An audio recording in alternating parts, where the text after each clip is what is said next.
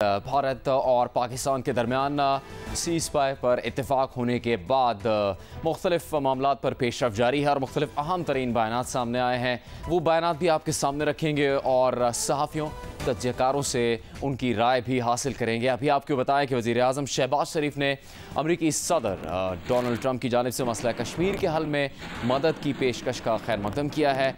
अपने बयान में वज़ीर आज़म शहबाज शरीफ ने कहा कि वो सदर ट्रंप की पेशकश को जनूबी एशिया में पायदार क़याम अमन के लिए अहम समझते हैं।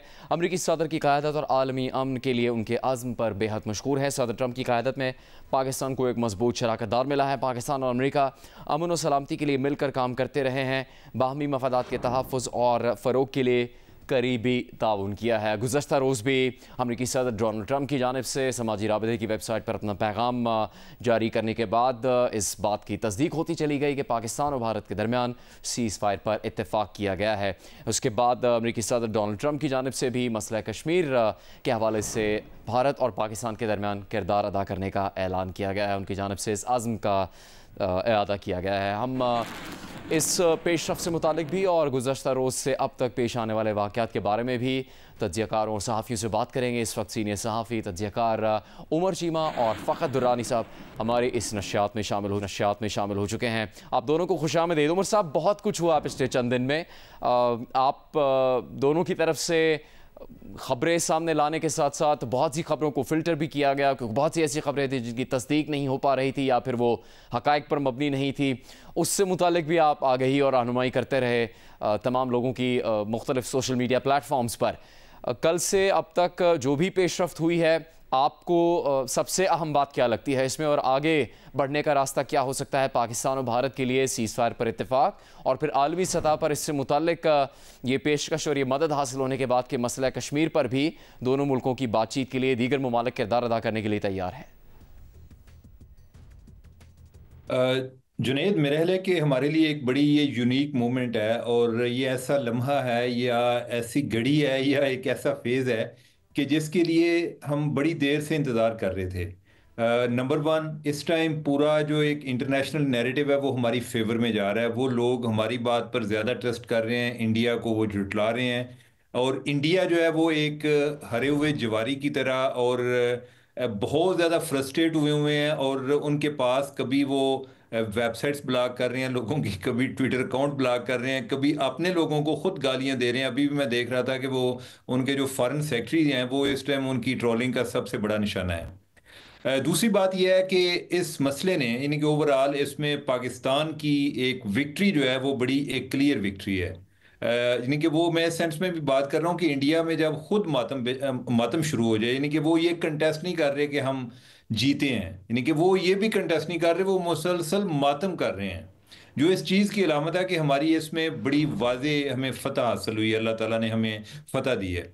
तीसरी बात यह है कि इससे जो मसला कश्मीर है वो एक दोबारा लाइमलाइट में आया है। हालांकि 2019 के बाद लगता था कि मसला कश्मीर अब दफन हो गया, लेकिन जो रीसेंट डेवलपमेंट्स हुई हैं, जो कॉन्फ्लिक्ट के नतीजे में आगे दोनों ममालिक की अफवाज आमने सामने आई और उसके नतीजे में टेंशन जो है वो फ्लेयर अप हुई, एक ग्लोबल स्पॉटलाइट में गई, तो उसकी वजह से मसला कश्मीर वापस आ गया। अब यह है कि इसमें सदर ट्रंप का आना ये पाकिस्तान की फेवर में चला गया। ट्रंप का एक ट्वीट जो है उसने इस मसले को एक इंडिया जो कि इसको अपना अटूट अंग समझ रहा था, या उन्होंने 370 आर्टिकल को तनसीह करके उसकी जिस तरह उन्होंने अपना हिस्सा बनाया था, वो उसके एक ट्वीट ने उसको वापस ये एक यूएन की तरफ से रिकग्नाइज्ड डिस्प्यूट की तरफ ले गया दोबारा से। हमारा जो 1974 का शिमला अकॉर्ड था उसकी वजह से इसको बाईलेटरल बनाया गया था, दो तरफा। पाकिस्तान कहता रहा कि यूएन का इशू है, लेकिन इंडिया वाले बार बार हमें वो शिमला मुआहदे का रेफरेंस देते थे, तो उसने वो तमाम हदें क्रॉस की हैं। उनका दरमियान में इस सारे अमल में अमेरिका का आ जाना इस मसले को या ओवरऑल इसकी सारी हैयत ही बदल दी है। अब इसके बारे में कुछ होता है या नहीं, मेरा नहीं ख्याल कि मसला हल करना इतना आसान है, लेकिन इसके बावजूद ये मसला दोबारा से जिंदा हो गया है, इसमें एक नई रूह फूंक दी गई है। और फिर यह है कि जो इंडिया जो कि कुछ देर से वो हमें एक स्ट्रेंजर के तौर पे बिहेव करता था कि जैसे मैं इनको जानता नहीं हूं कि ये वाकई मेरे हमसाए में रहते हैं या मैं इनसे बात करने को तैयार नहीं हूं, अब उसको हमसे बात करनी पड़ेगी। और जब बात होगी तो फिर एक दो इश्यूज पर नहीं होगी, फिर सारे इश्यूज पर होगी। अब इंडिया के अंदर भी एक रायमा जो है वो इस तरफ जा रही है, लोग इस चीज़ पर स्ट्रेस कर रहे हैं कि उनके अपने मुफाद में है कि वो पाकिस्तान के साथ अपने मामलात बेहतर करें, पाकिस्तान को इंगेज करें। अदरवाइज इंडिया खुद ट्रबल में चला जाएगा। इंडिया के लिए जो कि वो अपने आप को एक नई लीग में दाखिल करना चाह रहे थे, वो उनके लिए मुमकिन नहीं होगा कि वो, आई डोंट थिंक कि उनमें वो कैपेसिटी है। लेकिन वो एक अपने आप को तासर यही देते हैं कि उनमें इनके वो उनका जैसे कोई चाइना के साथ मुवाजना है, उनका चाइना के साथ तो बिल्कुल मुवाजना बनता नहीं है। अल्टीमेटली यही है कि उन्होंने इधर साउथ एशिया में ही रह के और अपने हमसायों के साथ मामलात बेहतर करके तब भी कोई एक वो डिग्निटी के साथ खुद भी जिंदा रहेंगे, नहीं तो अदरवाइज इनकी वैल्यू दिन ब दिन और जो है वो डाउन होगी। फ़खर साहब, जिस तरफ उमर चीमा इशारा कर रहे हैं, ये पिछले कई बरसों में ऐसा हुआ जिस के ऊपर आलमी सतह पर भी पाकिस्तान की जानिब से भी तनकीद की गई कि एक हिंदुत्व को फ़रोग देने की कोशिश की गई भारत में। और फिर गुज़श्ता रोज़ भी बहुत से साथियों का कहना था कि अब इसी तरह जहन साजी कर दी गई है, बहुत बड़ी तादाद आवाम की ऐसे ही सोचती है। जिस रवैये की तरफ उमर इशारा कर रहे हैं या उस पर तनकीद कर रहे हैं, तो उसमें तब्दीली आने में या उसको बेहतर होने में शायद कुछ वक्त लगेगा। और क्या इसकी उम्मीद रखी जा सकती है कि उसमें बेहतरी और तब्दीली आएगी और फिर भारत और पाकिस्तान दोनों तरफ से ये मुमकिन हो सकेगा कि बातचीत का मुस्बत दौर शुरू हो, मसाइल को बैठकर मुज़ाकरात के ज़रिए से हल करने के रास्ते निकल सकें?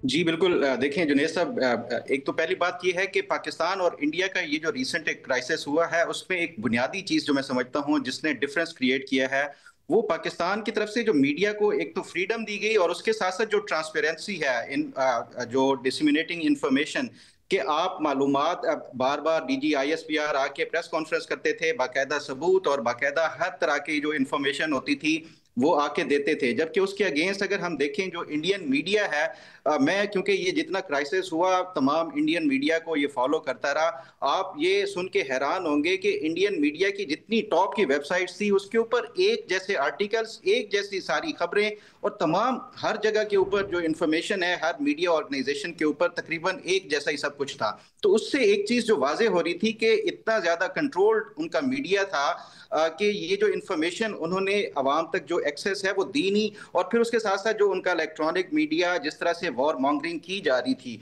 और ये सिर्फ आज से नहीं है, इंडियन मीडिया को आप ऑब्जर्व करें पिछली कई दहाइयों से इसी तरह का जो पाकिस्तान के खिलाफ कोई भी वाकया होता है वो बगैर किसी तस्दीक के और बगैर किसी हकायक के जिस तरह इंडियन गवर्नमेंट करती है उसी तरह ही मीडिया उनकी लाइन को फॉलो करते हुए वो रिपोर्ट करता है।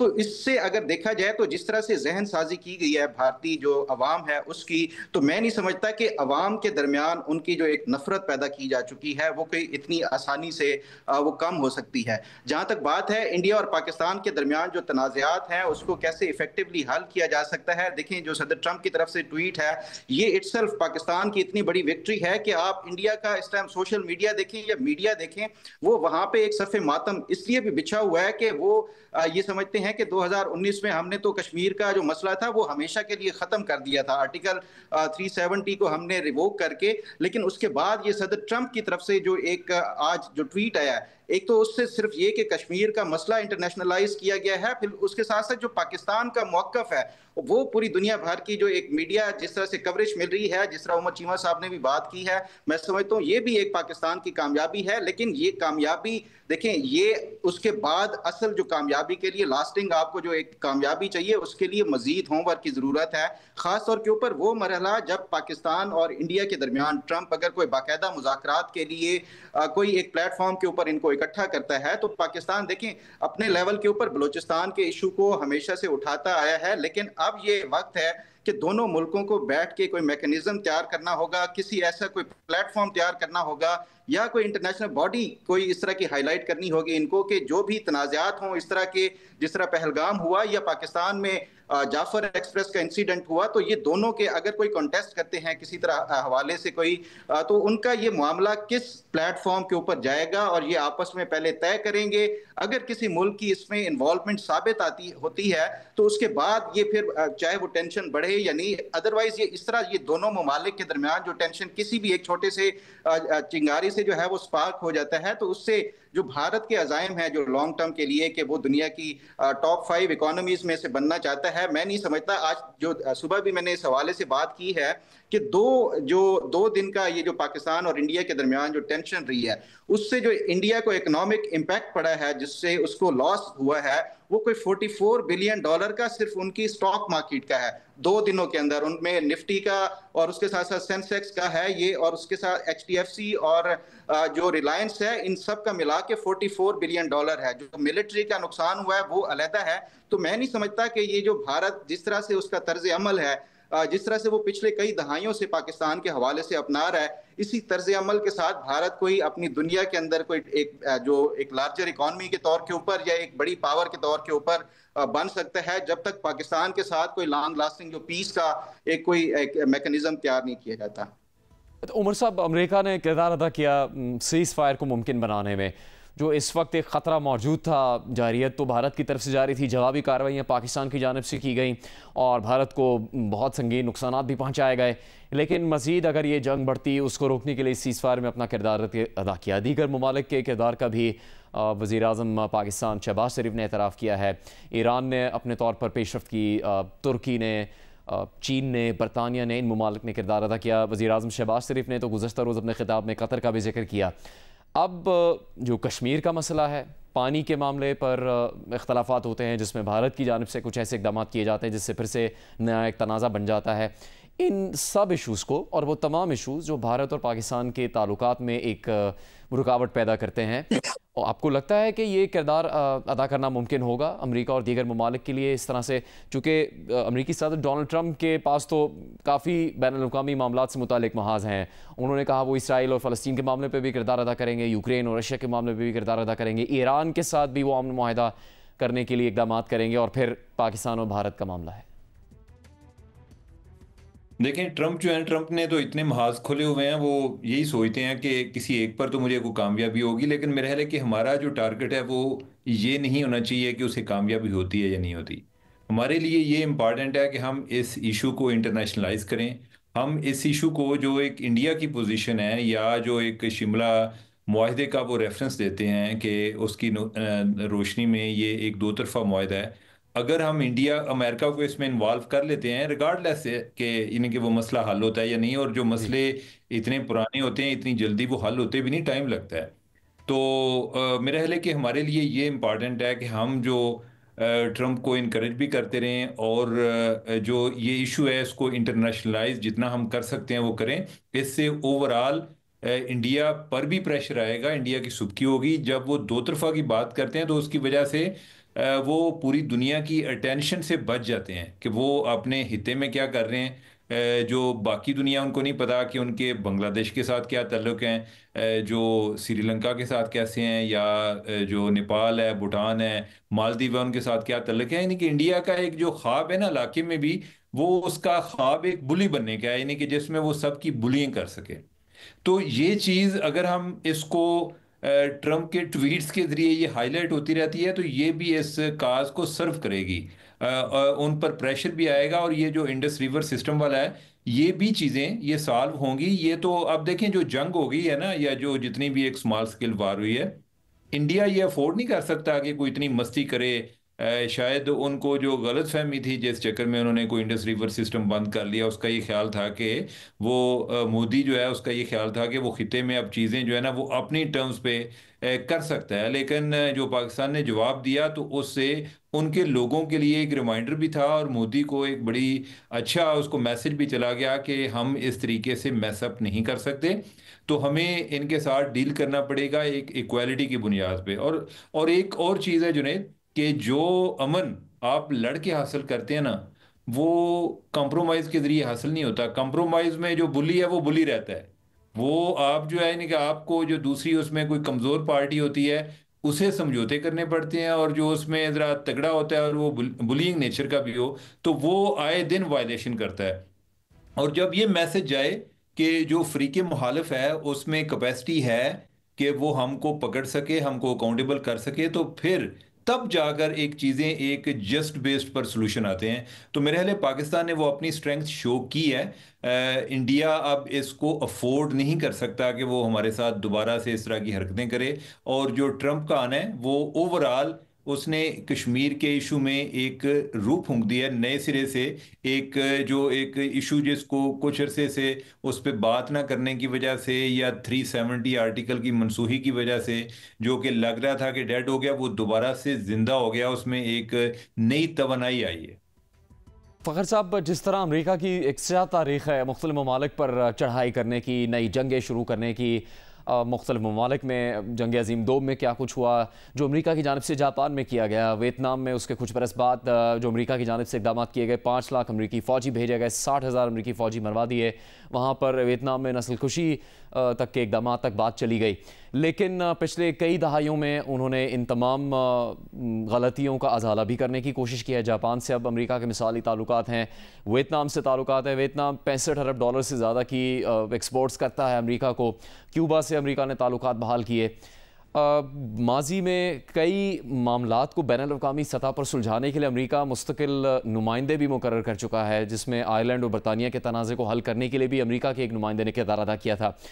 अब आपको लगता है कि माजी में बयानात देना और इस मामले पर नज़र रखने की हद से बढ़कर कुछ अमेरिका को करना होगा, जैसे अब इस वक्त स्टीव विटकॉफ के ज़रिए से रूस और यूक्रेन के तनाज़े को हल करने के लिए कोशिश अमेरिका की जानिब से की जा रही है। बहरहाल उसमें उनका हिस्सा ज़्यादा है, चूँकि यूक्रेन की बहुत ज़्यादा मदद अमेरिका कर रहा था। भारत के लिए और पाकिस्तान के लिए भी कुछ ऐसा करना चाहिए अमेरिका को, इसकी ज़रूरत होगी। बिल्कुल जुनैद साहब, देखें इसमें ट्रंप के इस टाइम 3 टारगेट हैं, और टारगेट इसलिए भी है कि ट्रंप ये चाहता है, अगर आज का उनका ट्वीट देखें जो इंडिया और पाकिस्तान के दरमियान सालसी का और जो सीज फायर के हवाले से है, तो उसके बाद जो उनके ट्वीट के नीचे भी अगर देखें, जो ट्रंप के फॉलोअर हैं वो एक कैंपेन कर रहे हैं कि ट्रंप को नॉमिनेट किया जाए जो उसके लिए नोबेल पीस प्राइज के लिए, कि ट्रंप जो है वो दुनिया भर में अमन लाने के लिए अपनी कोशिशें कर रहा है, चाहे वो इसराइल और फ़लस्तीन के दरमियान जंग बंदी और उनके दरमियान कोई एक मुस्तकिल एक हल निकालना हो, या फिर उसके साथ साथ ईरान के साथ कोई डील के हवाले से हो, या फिर रूस और यूक्रेन के दरमियान वॉर हो, और ये फिर पाकिस्तान और इंडिया के दरमियान में आ गया। वो कि अभी तक इसराइल और फ़लस्तीन के हवाले से वो कोई कामयाब नहीं हो सके, और उसके साथ साथ रूस और यूक्रेन के दरमियान जो कल तक मैं देख रहा था, जो यूरोपियन यूनियन की तरफ से और यूके की तरफ से कल उनकी एक मुलाकात हुई है, जिसमें कोई 30 डेज के लिए कोई एक सीज फायर के हवाले से अनाउंस किया गया है, लेकिन उसमें कुछ कंडीशंस हैं कि रशिया कुछ नहीं करेगा। तो उसमें भी बज़ाहिर ऐसे नजर आता है कि रूस और यूक्रेन के दरमियान भी कोई सीज फायर का जो है वो ये ट्रंप का जो एक टारगेट था वो भी अचीव किया करने के वो करीब हैं। और इसी तरह जो पाकिस्तान के साथ इंडिया की ये जो एक बड़ी जंग जो छिड़ सकती थी, उसमें भी ये मैं समझता हूँ ट्रंप की एक बड़ी कामयाबी है। लेकिन ट्रंप के लिए जो एक चैलेंज होगा खासतौर के ऊपर इन दोनों फरीकैन के दरमियान जो बड़े काफी पुराने और पेचीदा तनाज़ात हैं, खासतौर के ऊपर कश्मीर का मामला जो है वो उसके लिए, और उसके साथ साथ जो पाकिस्तान की तरफ से कुछ एतराज़ात हैं कि जिस तरह इंडिया बुली करता है और फिर यहाँ पे पाकिस्तान के अंदर जो टेररिज्म है, तो इसके लिए मैं समझता हूँ जो इंडिया और पाकिस्तान के दरमियान कश्मीर के महाज के ऊपर कोई इतनी जल्दी कोई उनको कामयाबी नहीं मिल सकती। लेकिन जो उनकी एफर्ट्स हैं जो ट्रंप की तरफ से बज़ाहिर नजर आ रही हैं कि ये इन 3-4 जो तनाज़ात को हल करने के हवाले से, और उसके पीछे जो इंटेंशन जो इस तरह उनके सपोर्टर्स और जिस तरह से उनके अमेरिका के अंदर फॉलोअर्स हैं कि ट्रंप को नॉमिनेट किया जाए नोबेल पीस प्राइज के लिए, तो उससे मैं ये समझता हूं कि जो ट्रंप की अगर पर्सनैलिटी को भी स्टडी किया जाए तो उससे बज़ाहिर ये लगता है कि ये अपने तौर के ऊपर ये भरपूर कोशिश करेंगे कि ये इनके दरमियान कोई ऐसा जो है एग्रीमेंट हो जाए पाकिस्तान और इंडिया के दरमियान कि ये कुछ जो तनाज़ात हैं आगे कुछ अरसे तक जो है इनके दरमियान कोई दोबारा से इस तरह की लड़ाई या इस तरह की जंग ना हो।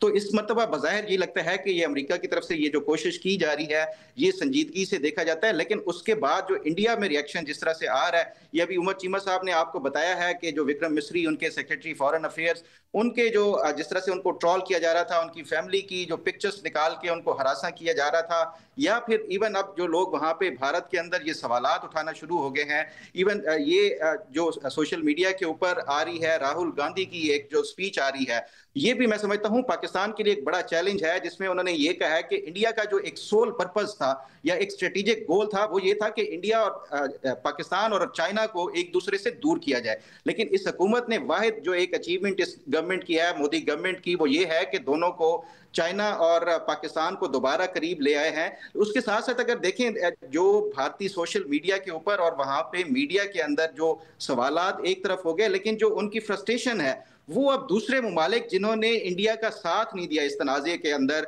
उनके ऊपर जिस तरह से वो चढ़ाई कर रहे हैं। एक रिसेंट अभी जो कल एक वाकया हुआ जिसमें एक मेजर गौरव आर्या जो है उन्होंने अपने किसी चैनल पे, यूट्यूब चैनल पे या किसी चैनल के ऊपर ईरानी वजीर खारजा के खिलाफ ये इस तरह के कुछ नाजेबा अल्फाज और रिमार्क्स दिए हैं।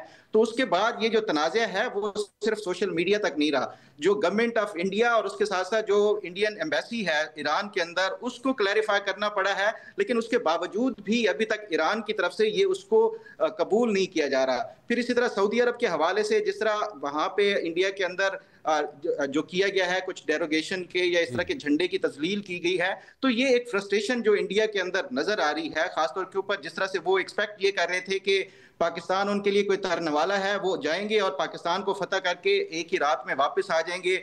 ऐसा नहीं हुआ। पाकिस्तान ने उनको जो जवाब दिया है वो दुनिया भर के मीडिया ने कवर किया है। तो उसके बाद ये भी सवाल उठाया जा रहा है भारत के अंदर कि ये अचानक से जो इंटरनेशनल मीडिया है वो हमारे खिलाफ कैसे हो गया है, ये क्यों हमारे खिलाफ रिपोर्टिंग कर रहा है। हालांकि ये उनको रियलाइज करने की जरूरत है कि ये इंटरनेशनल मीडिया खिलाफ नहीं हुआ, बल्कि इंटरनेशनल मीडिया वो हकायक बयान कर रहा है जो पाकिस्तान की आर्म्ड फोर्सेस ने और जो पाकिस्तान की एयरफोर्स ने जो उनको हकीकत दिखाई है। और जिस तरह से उनके त्यारे मार गिराना हो या फिर उनके अंदर जाके 26 जगह के ऊपर टारगेट करना हो, ये वो तमाम चीजें थी जो ना कि इंडिया की मिलिट्री जो लीडरशिप थी, ना सिविलियन लीडरशिप और ना ही अवाम ये एक्सपेक्ट कर रही थी। तो रियलिटीज कुछ डिफरेंट हैं। ताहम ये जो ट्रंप की तरफ से ये कोशिश है वो बहरहाल एक संजीदा नजर आ रही है।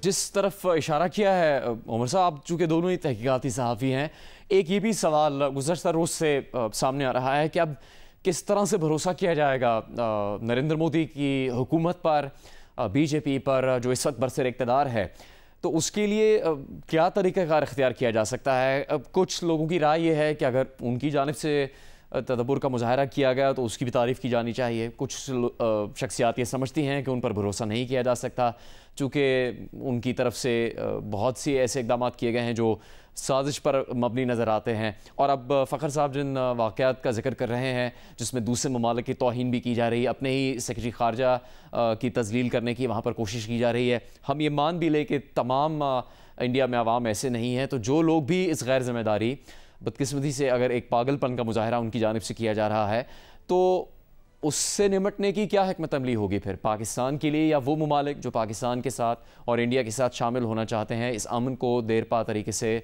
कायम रखने के लिए। उमर साहब।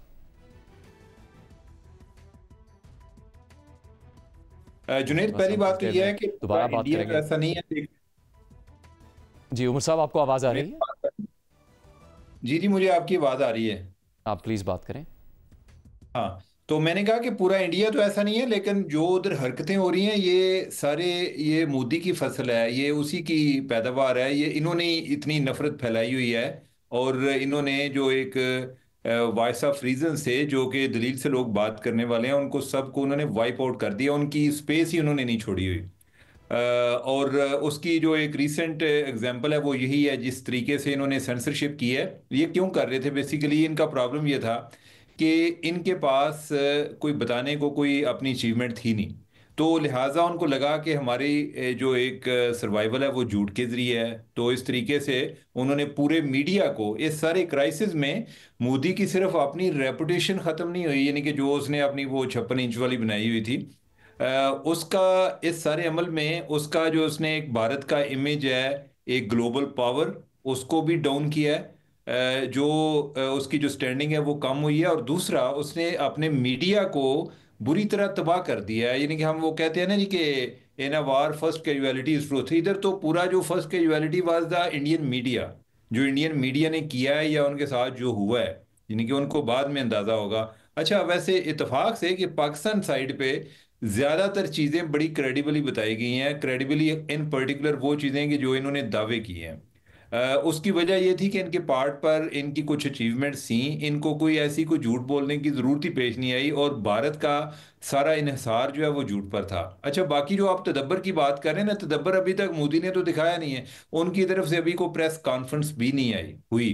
यानी कि जैसे हमें पता चलेगा, अभी तो वो उस शॉक से बाहर नहीं निकल रहे। पहले उनका प्लान था कि कल हम क्रेडिट लें कि जैसे हमारा कोई जो है अजीत दोवल के जरिए रब्ता हुआ है और हम दोनों ममालिक ने मिलकर सोचा है कि अब जो है ना जंग बंदी के अलावा कुछ नहीं। और फिर यह है कि हम अपने लोगों में एक ये गलत तासर फैला दें कि पाकिस्तान जो है ना वो हमारी मिन्नतें कर रहा था कि आए जंग बंदी करते हैं, तो हमने कहा चलें ठीक है, यानी कि इनको एक दफ़ा फिर छोड़ देते हैं। तो वो जो सारे उन्होंने ड्रामे करने थे, जो प्लान बनाए हुए थे, वो हो गए नाकाम। जो इनको ट्रंप ने जो आउट मैनूवर किया, उसने पहले ट्वीट कर दिया, तो इनकी जो प्रेस कॉन्फ्रेंस थी वो तो दरी की दरी रहेगी। लिहाजा इनके तदब्बर के बारे में तो हमें आइडिया नहीं है। बाकी जो इनके साथ हो रहा है, मोदी पे बहुत ज़्यादा प्रेशर है, उसकी अपनी सियासी बका का मसला है। मोदी के लिए जो इस्टेब्लिशमेंट है वो उनकी आरएसएस है, और उनकी आगे जाके सितंबर में मीटिंग भी होनी है। और उधर जो उन्होंने एक चीज़ तय की हुई है कि जो हमारी एक पॉलिटिकल लाइफ है उसके वाले से, कि कोई बंदा जो उसकी जो रिटायरमेंट एज है वो 75 ईयर है। अब मोदी भी उस स्टेज पर पहुंचा हुआ है। अब ये दो उन्होंने अंदर उनकी क्या प्लानिंग चल रही है, क्वाइट लाइकली उन्होंने अमित शाह को बनाना हो जी कि उसको प्राइम मिनिस्टर बनाएंगे, या ये भी मुमकिन था कि यही आगे चले, या हो सकता है कि उस पर ये प्रेशर आ रहा हो, उसका ये ख्याल था कि मैं कोई एक दो ट्रॉफियां लेकर जाऊंगा कि देखें मैंने पाकिस्तान के साथ क्या किया, तो वो कहेंगे कि चलें ठीक है, तुम अपनी प्राइम मिनिस्टरशिप जो है वो पूरी करो। तो वो तो ओवरऑल एक बड़े सीरियस क्राइसिस में है। इस सारे अमल में उनके पास चॉइसेस जो हैं वो बड़ी लिमिटेड हैं। वो अगर ट्रंप के साथ प्रॉब्लम करते हैं तो जिस तरह के जो एक उनका एक बारूदी तबीयत जो है ट्रंप की है, तो उसका भी इंडिया को नुकसान हो सकता है, उनके जो ट्रेड की डील है या अदरवाइज। बेसिकली देखें, इंडिया को 9/11 के बाद से इंडिया के सर पर जो अमेरिका की छतरी थी वो अभी आकर हटी है।